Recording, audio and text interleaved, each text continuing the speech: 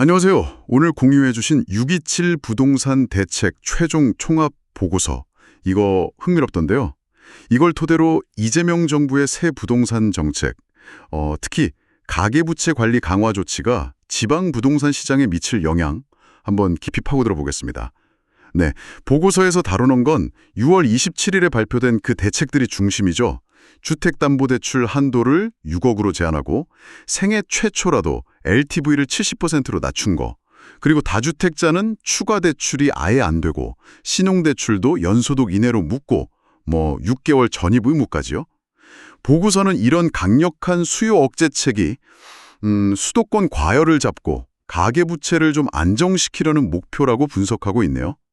자, 그럼 이 보고서가 행동경제학, 거시경제 이런 다양한 관점에서 정책의 파급 효과, 특히 지방시장 영향을 어떻게 예측하는지 그 핵심 논리를 한번 살펴보죠. 네, 보고서를 보면 먼저 그 강남시장 진입장벽이 얼마나 높아졌는지부터 분석을 시작합니다.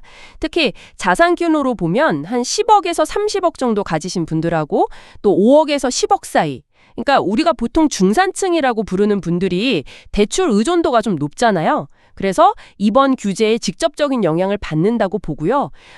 자산 5억 이하 청년층은 사실상 강남 진입이 불가능해졌다, 이렇게 진단하고 있습니다. 흔히 말하는 똘똘한 한 채 전략, 이거마저도 풀대출이 막히면서요. 지방에 계신 중산층 분들이 강남으로 진입하는 길이 거의 차단되었다, 이런 분석입니다. 그 강남으로 가려던 자금의 길이 막히면 그럼 그 돈은 어디로 갈까요? 여기서 보고서의 핵심 주장, 그 풍선 효과가 나오는 거죠? 네, 맞습니다.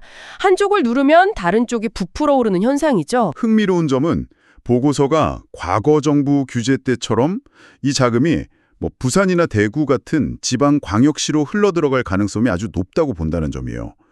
그 확률을 80% 이상으로 상당히 높게 예측하더라고요. 네. 근데 이제 왜 하필 지방 핵심지냐, 이 부분을 봐야 하는데요. 보고서는 여기서 행동경제학의 자기 지역 선호, 영어로 하면 홈 바이어스라는 개념을 설명합니다. 이게 뭐냐면 사람들은 불확실할수록 자기가 잘 아는 익숙한 지역에 먼저 투자하려는 경향이 있다는 거죠.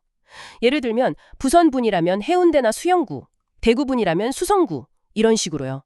그리고 여기에 더해서 지난번 규제 때 강남 못 간 돈이 우리 동네 핵심지 가격 올렸었지 하는 그 경험, 이걸 학습 효과라고 하는데 이것도 굉장히 중요하게 작용할 거라고 보고 있습니다.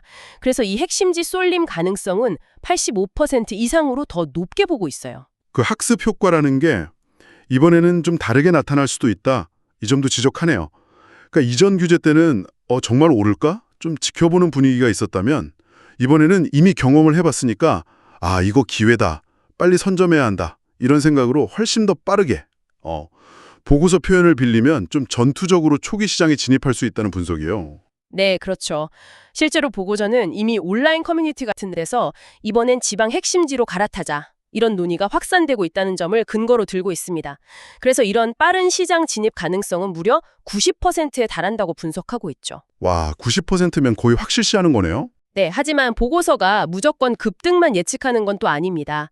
중요한 재앙 요인도 같이 게시하는데요. 그게 바로 현재 경제 상황입니다. 제조업 경기를 보여주는 PMI 지수라는 게 있는데 이게 50 아래인 48로 나왔다는 점을 지적해요. 보통 50 미만이면 경기 위축 신호로 보거든요. 그렇죠.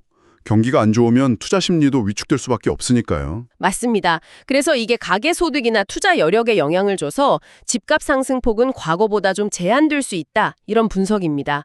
이 제한 가능성 확률은 한 50에서 60% 정도로 보고 있고요.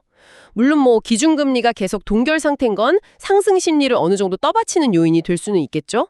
결국에는 상승 동력이랑 제약 요인 중에 어느 쪽 힘이 더 클 거냐, 이게 관건이 될 것 같습니다. 그리고 또 하나 흥미로운 지적은 자본이 지방으로 가더라도 모든 지역이 다 오르는 건 아닐 거라는 점이에요. 교육이나 교통 여건이 좋고 개발 호재가 있는 그런 선별된 입지로 자금이 집중될 거다, 이 말이죠? 네, 정확합니다. 그래서 지방 전체가 이렇게 동반 상승하는 그림은 나오기 어렵다고 보고요. 그럴 확률은 30% 이하로 꽤 낮게 잡고 있습니다. 과거 사례를 봐도 같은 도시 안에서도 지역별로 상승률 차이가 꽤 컸거든요.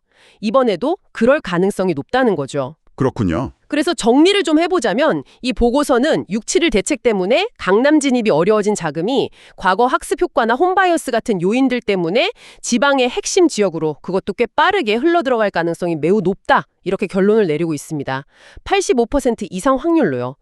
다만 현재 그 PMI 지수 48에서 보듯이 경기 상황이 상승폭은 좀 제한할 수 있고 그 상승세마저도 소수의 우수한 입지에 집중될 것이다 라는 게 주요 분석 내용입니다. 자, 그럼 이 분석이 우리 청취자 여러분께는 어떤 의미일까요? 이 보고서에 따르면 이번 정책 변화의 진짜 영향을 알려면 단순히 수도권 시장만 볼 게 아니라 특정 지방의 그 핵심 지역들, 그곳들의 움직임을 아주 주의 깊게 살펴볼 필요가 있다는 점을 시사하는 것 같습니다. 마지막으로 이런 질문을 한번 던져보고 싶습니다. 이 보고서는 과거의 학습 효과를 굉장히 중요하게 봤는데요. 시장이라는 게 늘 예측대로만 움직이는 건 아니잖아요.